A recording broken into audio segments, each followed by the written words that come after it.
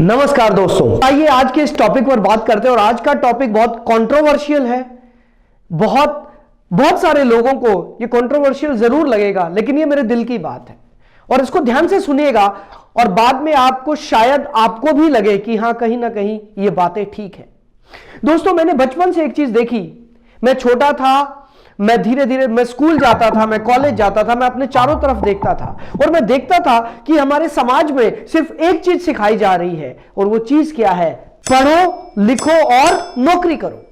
तो मैं अक्सर ऐसा सोचता था कि यार ये क्यों बोला जाता है पढ़ो लिखो और नौकरी करो? ऐसा क्यों नहीं बोलते पढ़ो लिखो और बिजनेसमैन बनो? ऐसा क्यों नहीं बोलते पढ़ो लिखो और लोगों को रोजगार दो? ऐसा कोई बोलता ही नहीं था।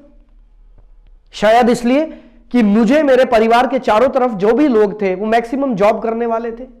शायद इसीलिए कि मेरे परिवार में कोई बिजनेसमैन नहीं था। हो सकता है अगर मेरे परिवार में कोई बिजनेसमैन होता तो शायद मुझे गाइडेंस मिलती कि पढ़ो लिखो और व्यापार करो। ऐसा किसी ने बोला नहीं और बचपन से मेरे दिमाग में यह चीज थी और यही वजह थी फ्रेंड्स, मैं कुछ सनकी और कुछ जुनूनी किस्म का आदमी रहा हूं। 11वीं कक्षा में मैंने कसम खाई थी कि मैं जिंदगी में कभी नौकरी नहीं करूंगा। एक वो लड़का जिसके खानदान में सभी नौकरी करते हैं, 11वीं कक्षा में कसम खा गया था कि नौकरी नहीं करूंगा। क्या करूंगा ये मैं नहीं जानता, लेकिन नौकरी नहीं करूंगा। सो पढ़ो लिखो और नौकरी करो।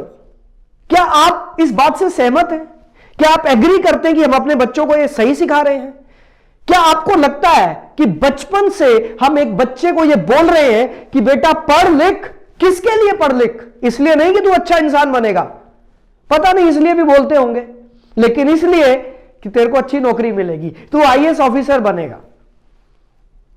It's very good, IAS officer बनना बहुत अच्छी बात है, लेकिन क्या उस बच्चे को शुरू से सिर्फ एक ही माइंडसेट देना है, आईएएस ऑफिसर? क्या उस बच्चे को यह माइंडसेट नहीं दे सकते कि तुझे एंटरप्रेन्योर बनना है? क्या उस बच्चे को यह माइंडसेट नहीं दे सकते कि तुझे बिजनेसमैन बनना है? दे सकते थे और आज वो समय आ गया है। दोस्तों, आप अपने चारों तरफ देखिए, दो तरह के लोग मिलेंगे। मैंने अपने पहले भी एक वीडियो में बात करी थी। दो तरह के लोग मिलेंगे, अनएम्प्लॉयड यानी कि बेरोजगार लोग, एंड अंडर एम्प्लॉयड यानी कि वो लोग जिनके पास रोजगार तो है बट जितना वो डिजर्व करते थे उससे बहुत कम पैकेज मिल रहा है। मेजर कैटेगरी आपको इन दो जगह पर ही मिलेगी, अंडर एम्प्लॉयड एंड अनएम्प्लॉयड। और इसकी वजह क्या है? इसकी वजह वो ही जो हमें बचपन से सिखाया गया, इसकी वजह सिर्फ वही है। हर एक बच्चा जिससे आप बात करें, हर एक तो नहीं कहना चाहूंगा, मैक्सिमम स्टूडेंट्स जिनसे आप बात करें, आप क्यों पढ़ाई कर रहे हैं? मैं इसलिए पढ़ाई कर रहा हूं क्योंकि मुझे अपना करियर बनाना है। What is career for you? मेरे लिए करियर है एक मल्टीनेशनल कंपनी में एक अच्छी जॉब मिल जाए। दोस्तों, जब मैं ये बातें सुनता हूं तो मैं अक्सर उन लोगों के साथ बैठता हूं जिन्होंने जॉब्स की है। मेरा एक बहुत अच्छा दोस्त है, मैं उसका नाम बता देता हूं, योगेश ओबराय, और वो एक बहुत अच्छी कंपनी में काम करता था। वैसे सॉफ्टवेयर इंजीनियर, करीब 20 लाख रुपए का उसका पैकेज था। तो मैं अभी उसके पीछे उससे मिलने गया तो मैंने कहा भाई लाइफ कैसी चल रही है? बोला यार बहुत परेशान हूं। क्यों परेशान है? यार ऐसी की तैसी हो गई है। क्या भाई ऐसी? 20 लाख रुपए का पैकेज है यार तेरा, तेरे को क्या दिक्कत आ गई है? यार कंपनी ने हालत खराब कर रखी है, 12 घंटे 14 घंटे काम करना पड़ता है, घर पे भी आके लैपटॉप पे लगा रहता हूं, बीवी से झगड़ा होता रहता है। पर यार तू बचपन से जो सोचता था वो तो मिल गया तेरे को, एक करियर मिल गया। 20 लाख रुपए का पैकेज सालाना बुरा नहीं है, अगर अच्छा नहीं है तो बुरा भी नहीं है, बहुत सारे लोगों का ड्रीम होता है। मैंने कहा यार तुझे क्या दिक्कतें हैं? बोला क्या करूं यार, बस समझ ही नहीं आता। और यहां पर वो आज का वीडियो वहीं से बना, उसी दिन से बना, और मेरे दिमाग में यह बात आई, क्यों रोते हो? क्यों रोते हो यार? ये जिंदगी तो हमने खुद चुनी है। आप ही ने तपस्या करी थी इस जिंदगी के लिए, हे परमात्मा मुझे अच्छी नौकरी दे, मिल गई। लेकिन अच्छा बॉस तो कभी किसी को मिलता नहीं है, अच्छी नौकरी जरूर मिल जाती है। अच्छा बॉस कहां से लाओगे भाई? अगर आप जॉब में हैं, कोई ना कोई बॉस जरूर है। और एक बड़ी अच्छी कहावत मुझे बचपन की याद आ रही है, मुझे बताया करते थे कुछ मेरे अंकल लोग कि हां की नौकरी और ना का दरवाजा। तो मैं कहता था ये इसका क्या मतलब हुआ? बोले नौकरी तब तक ही रहती है जब तक आप अपने बॉस को हां करते रहो, जिस दिन आपने ना कर दिया दरवाजा दिखा दिया जाएगा। क्रिएटिविटी कहां गई? तो फ्रेंड्स मैं वहीं पर आ रहा हूं, क्यों रोते हो? आप ही ने तो ये जिंदगी चुनी है, आप ही ने तो चुना था मुझे नौकरी करनी है। अब बॉस अच्छा नहीं है, आप अपना बॉस नहीं बदल सकते, आप अपने आप को बदल सकते हैं। सैलरी, मेरी सैलरी लिमिटेड है, मैं क्या करूं?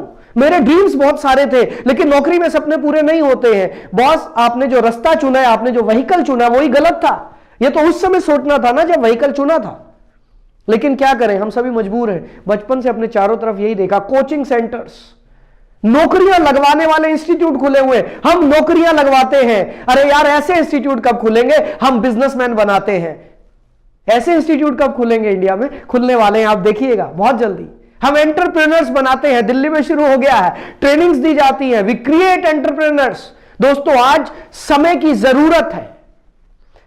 नौकरी, अब मैं चलिए आज मैं थोड़ा सा बैकग्राउंड में जाता हूं। नौकरी शुरू कहां से हुई? नौकरी शुरू हुई जब अंग्रेज आए, अंग्रेजों ने लोगों को अपने पास रखा और उनको थोड़ा थोड़ा पैसा देना शुरू किया।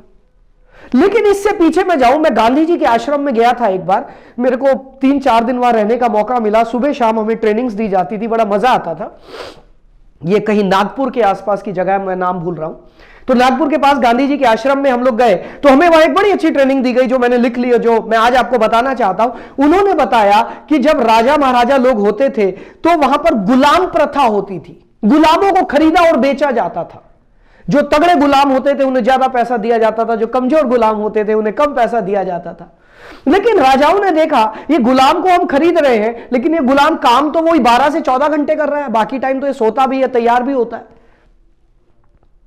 उन्होंने एक चीज सोची, क्यों ना कुछ ऐसा किया जाए, इनका प्रोडक्टिव टाइम खरीद लिया जाए और अनप्रोडक्टिव टाइम इनको वापस दे दिया जाए। पार्शियल गुलामी बोल दें हम, इसमें तो शायद बुरा नहीं है, पार्शियल गुलामी। और उसी को आगे रिफाइन करते करते करते करते आज ये सिचुएशन आ गई है, जॉब, जिसको हम लोग हंसी में बोलते थे, जस्ट ओबे your boss, simple job, just ओबे योर बॉस। जो वो बोलेगा करना ही पड़ेगा बॉस, सैलरी लेनी तो करना ही पड़ेगा। और आजकल, अच्छा, यहां से नौकरी शुरू हुई।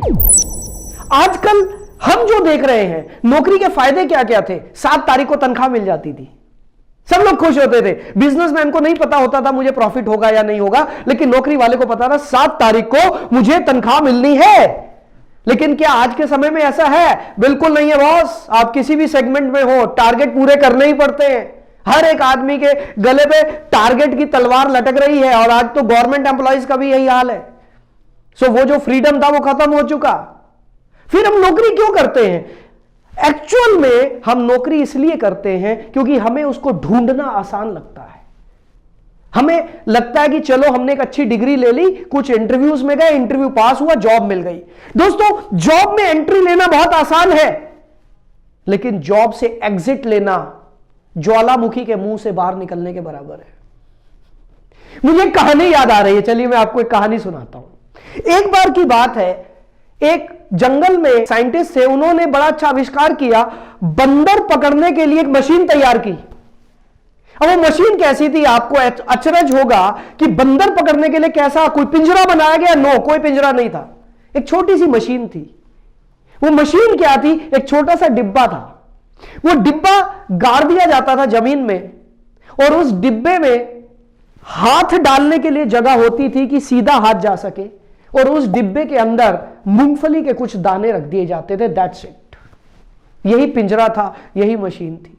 बंदर आता था, बंदर बड़ा चालाक होता है, वो झांकता था चारों तरफ से, इसके अंदर क्या है? इसके अंदर मूंगफली के दाने हैं। बंदर का मन ललचाता था, वो अंदर हाथ डालता था, वो मूंगफली को पकड़ता था। लेकिन जैसे ही मूंगफली को पकड़ता था, उसकी मुट्ठी बंद हो जाती थी, और मुट्ठी बंद होने के बाद बंदर का हाथ बाहर नहीं आ पाता था, क्योंकि उसमें जगह इतनी बनाई गई थी कि हाथ सीधा आ सके। बंदर ने मुट्ठी बंद कर ली क्योंकि उसके हाथ में मूंगफली है, और अब उस साइंटिस्ट को पता था कि ये बंदर वो मूंगफली के दाने छोड़ेगा नहीं, उसको पकड़े जाना मंजूर है, लेकिन वो मूंगफली के दाने नहीं छोड़ेगा। मैं कहीं ना कहीं जॉब को इससे रिलेट कर सकता हूं। अपनी जिंदगी के करियर के शुरुआती दौर में हम कम पैसे में भी जॉब करना स्वीकार कर लेते हैं, लेकिन हम हाथ डाल रहे हैं उस पिंजरे में, उन मूंगफली के दानों के लिए हाथ निकालना बड़ा मुश्किल है। यही पर मैं बताना चाहता हूं दोस्तों, आज के मेरे इस वीडियो का आपको लग रहा होगा ये आदमी समझाना क्या चाहता है, ये बोलना क्या चाहता है। दोस्तों, मैं सिर्फ एक चीज बताना चाहता हूं, क्यों रो रहे हो, क्यों रोते हो? ये रास्ता आपने चुना है, और अगर चाहते हो कि कुछ अलग हो तो कुछ अलग भी करना पड़ेगा। क्यों हम लाइनों में लगे नौकरियां करने के लिए? क्यों हम किसी दूसरे पर निर्भर रहे? एक कहावत मैंने सुनी थी कि अगर आप अपने सपनों के लिए काम नहीं कर रहे तो यकीनन आप किसी और के सपनों के लिए काम कर रहे हैं। क्यों मैं जब यंग एज में हूं, जब मेरे पास सबसे ज्यादा एनर्जी है, जब मैं सबसे ज्यादा मेहनत कर सकता हूं, उस समय पर मैं किसी और के लिए काम करूं?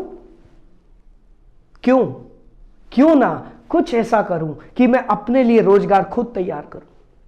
भारत का हर एक प्रधानमंत्री हर साल लाल किले से एक ही बात बोलता है, स्वरोजगार, स्वरोजगार, स्वरोजगार। सेल्फ एम्प्लॉयमेंट ही भारत का भविष्य है। मुझे पता चला आज के समय में भारत में 50,000 बच्चे पैदा हो रहे हैं हर रोज।